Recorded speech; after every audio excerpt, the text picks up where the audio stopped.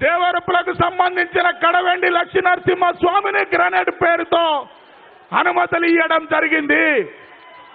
ఆ కడవెండి గుట్టను కబ్జా చేసి ఆ కడవెండి గుట్ట లక్ష్మీనరసింహ స్వామిని నామరూపం లేకుండా చేసే దయాకర్ రావును ఈ పాలకుర్తికి నామరూపం లేకుండా చేయాలని మీ అందరినీ వేడుకుంటున్నాం. 60% ఉన్న బీసీలు దొరల కావలి చుక్కల రాజకీయ చదరంగములో రాజుగారికి రంపల ఎక్కలడిగితే హక్కులడుగుతారు అని జరిగే కుట్ర బీసీలు సోజితో ఐక్యతకొస్తే రాజ్యపీఠమెంత ఒక్కటవ్వలే కనగదరా నేటికి దొరలది రాజ్యం ఒక్కటవ్వలే కనగదరా నేటికి దొరలది రాజ్యం దొరల కావలి చుక్కల